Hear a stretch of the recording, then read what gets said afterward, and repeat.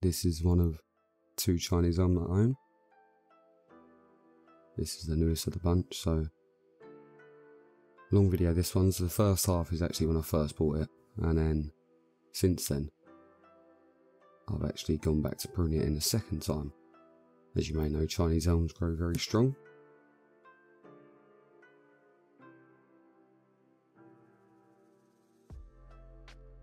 So in the first part of the video I've already chosen my front, or what I believe to be the front for now. So I just marked that with a little cut at the beginning of the pot. It does slightly change the angle, but this is based on the base of the tree as it stands and the shape of the tree, so you're always trying to pick in between. Sometimes the thickest part of the base doesn't give you the most movement in the trunk. Sometimes it can be a bit flat as well, so I think the original front that I picked here for this one is quite flat. There's a lot of movement in the trunk, but it's you'll see it's obviously it's an S-shaped Chinese Elm, as they all are. So this one's from B&Q, same as my last one actually. But I really like the taper this one actually had already. There is actually a deep wire scar, where obviously when these are grown in mass, they kind of just shove a rod in the middle of them and wrap the tree around it and let it grow for years, and it's obviously cut through the bark there. But the taper in this one's fantastic to start with, so that's the only reason why I picked it. There was about 20 there, so if I'm going to buy a Chinese Elm from B&Q nowadays, I pick really interesting ones, or I don't have one at all. But yeah, so as I was saying, I do think the front of this was a little bit flat. Looked a bit 2D, so anyway, that's later on in the video. So for now, obviously I'm just cutting off branches that I know I won't need. Some of them lower branches, as I know some of these higher branches near the apex now, I'm going to bring down eventually. And now I'm just checking to see what branches I think I'll actually need at the beginning. You know, it's taking me some time to develop my eye, and I'm pretty sure there's some people out there that'd be able to look at a tree and know exactly what they're going to do with it. I'm still not there, so I'm better than I was, let's put it that way. I used to not be able to see anything at all, and then I'd end up with no branches left.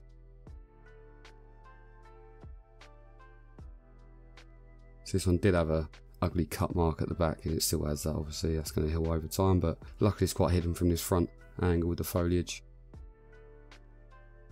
Now of course these are grown indoors in B&Q, and I'm not quite sure how they're grown before they get to B&Q, but with that you get really large leaves, long internodes, long branches. There's no real shape to them, so I am cutting it back very heavily here, but knowing how Chinese Elm recover, it's not going to be an issue.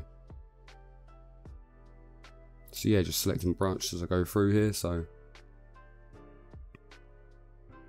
the main aim of this part is for me to just decide what's going to be my main branch. So I believe on this one it becomes a right hand branch which comes back towards the trunk, although this will end up kind of being a leaning tree, I suppose. I wouldn't call it windswept.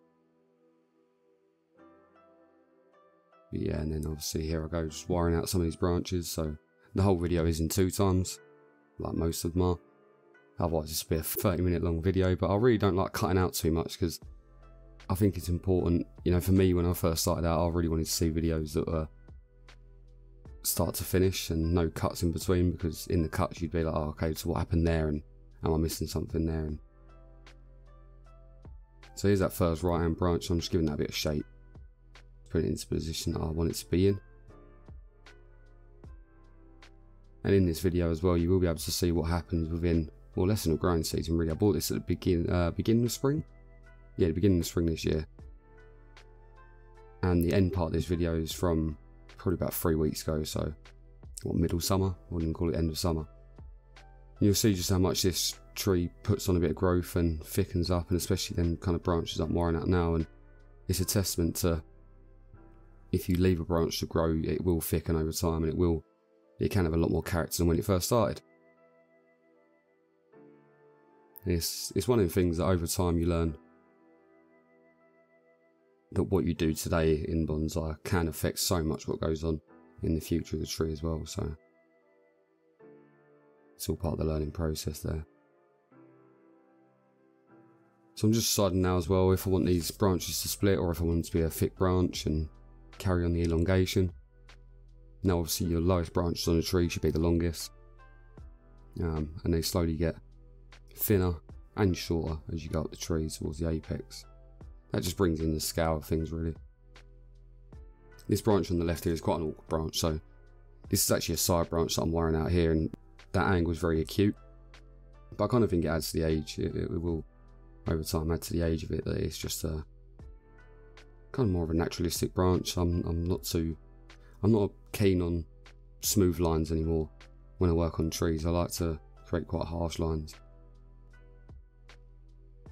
And what I mean by that is the curve of the branch. So obviously when you're wiring a branch, if you curve it at an acute angle, it just shows that it's got more age to it, whereas if you do a smooth kind of transition through the curve, it looks very young. You know, old trees will have branches that break off and then split up.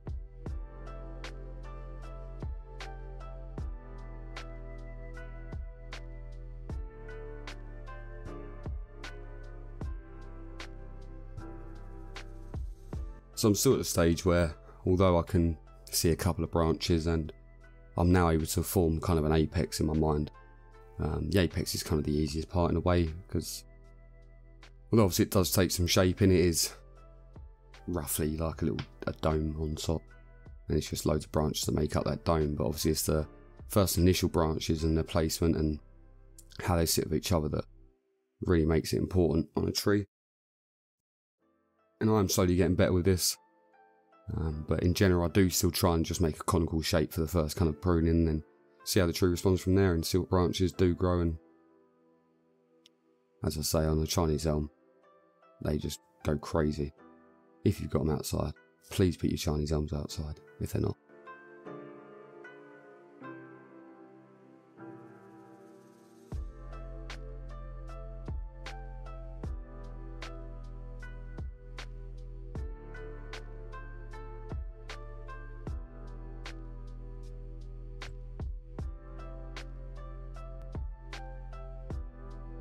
I know there's many people that grow Chinese elms indoors and they may have success, and I think it's always, well, it's near on impossible to create outdoor conditions indoors.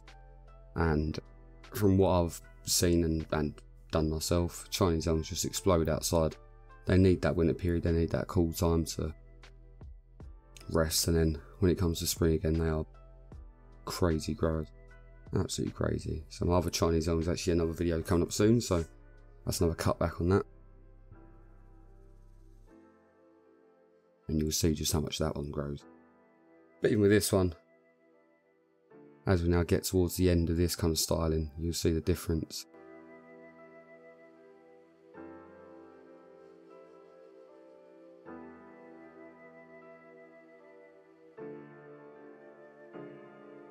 So I'm just going to finish out wiring some of these branches, and you don't really have to wire Chinese elm. You can use cut and grow method, but as I say, with some of the branches that I want to create on this one, it's going to need that drastic change in angle and direction, and to get that, wire is probably the best way. It's definitely going to be your quickest way anyway. You know, clip and grow is great for the naturalistic kind of part of bonsai, and I have got a couple of trees that are clip and grow, but and on Chinese elms it is quite easy. You know, directional pruning, where the leaf points is where the next branch is going to grow kind of thing, but it would take years to be able to create a branch like the one that I've done on the right there. It'd be a succession of pruning. And with wire you can do it in one go and then go from there.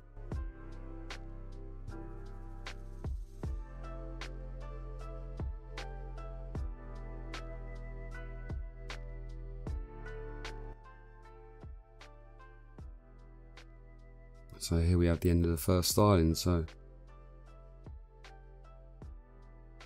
at the moment I'm not too keen on the bottom part of the trunk where it's kind of just standing upright. I think the tree does need a bit of angle lean when it gets repotted. As you can see, I've kind of got it shifting off over to the left there from the front, and this continues into the next one.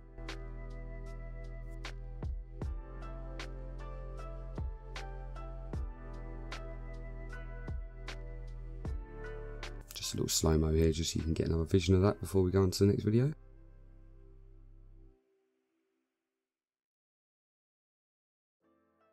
And this is precisely, I want to say 4 months later.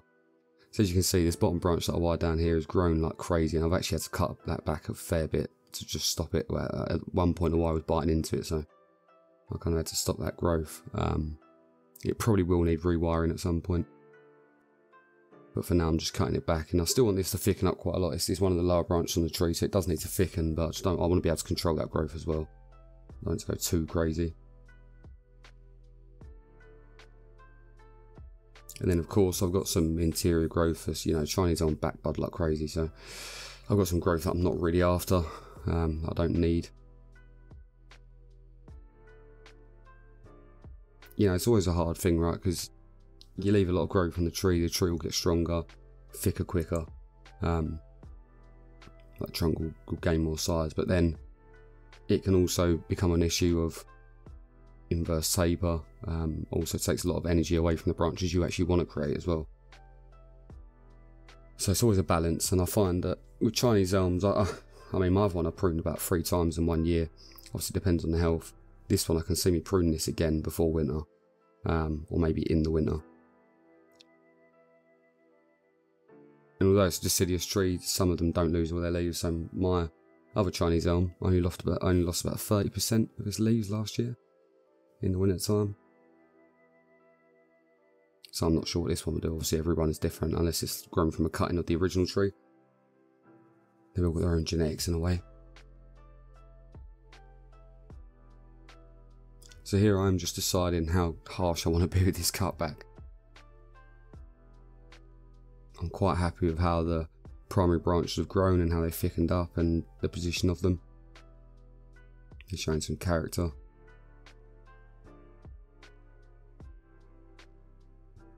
But of course in any kind of like Mame or Shohin tree, it's important to try and get as much movement in as you can if you want to go for the drastic route. Because the scale is so much smaller, so the distance that you have to create some shape is that much smaller as well.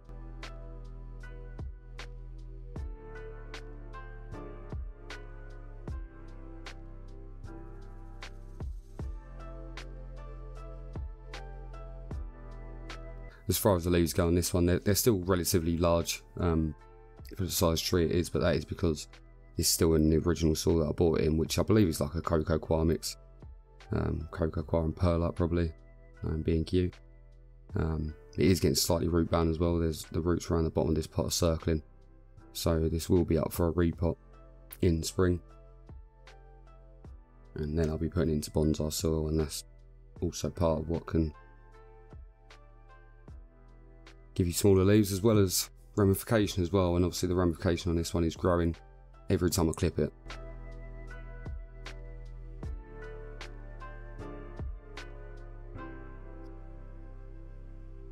As always, I usually start by removing stuff that I know that I can't use, so it's kind of like a discipline in a way, that even if you like a branch, if it doesn't work horticulturally, then it needs to go. So any kind of like purely vertical branches here are coming off, they're just going to take away energy from everything else. The tree's always going to want to be as big as it can, and vertical shoots are perfect for that. So if you let them grow too much, you'll see die back and not as much growth in the branches that you do want. And then anything on the interior branch as well, so you want to show a bit of line. You want to see the actual shape of the tree kind of thing, rather than just being a big old bush, right? Because the more bushy it is, the younger it looks generally. And in terms of twigging, obviously I won't get any fine twigging on this until it's in a bonsai container with bonsai soil, and even if then the root ball still needs work, and there's a lot of work still to go into this one. But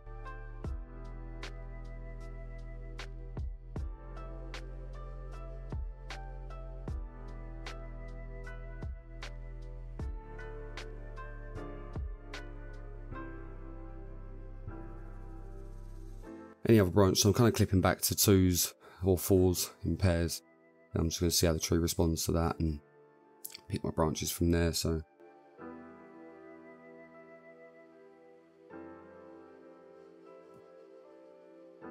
Now my primary branch are kind of set. I don't really need to add any more wire to them. Maybe over time they might need pulling about. Sometimes as a branch grows and it adds wood, it can kind of straighten itself out. So like this bottom right branch, for instance, that might need work one day.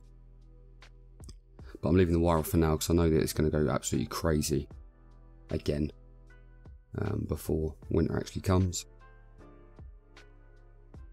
And that just increases the chance of wire bite, which on these it can be quite drastic. Obviously on most deciduous trees the bark is relatively thin, which means it can take years, if not decades, if not, it probably won't heal at all. Unlike pines and junipers where they kind of heal over them kind of spaces quicker. So there's my hand signals there. I'm just trying to make the silhouette there. So as you can probably tell, this left branch needs to extend out a little bit more. I see the flow of the tree, kind of this right hand branch to you. It's actually the left hand branch in the tree, but right hand branch as we view it from the front is obviously over the trunk, and then the rest of the tree kind of moves over to the left, so the movement is very much over to the left, which means that this branch on the left needs to push out a little bit more because the apex is probably going to be where the apex is now, just more refined. So the apex will be slightly off centre to the base of the tree.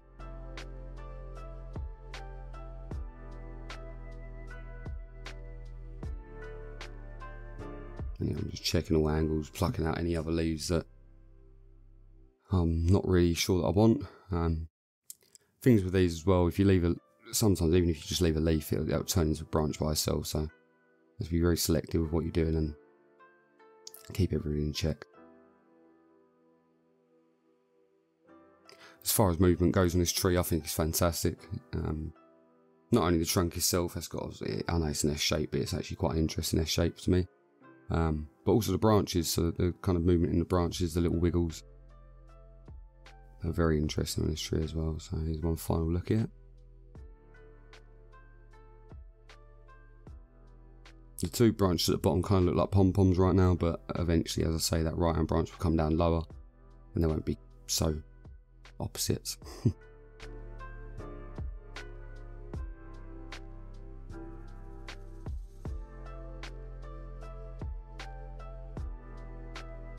Then here's some other shots of it, trying to be more cinematic and dramatic. And here you go, looking up into the tree. So as you can see, the branch has got a lot of movement now. There's a lot of aged looking elements to that. So I'm interested to see where this one goes.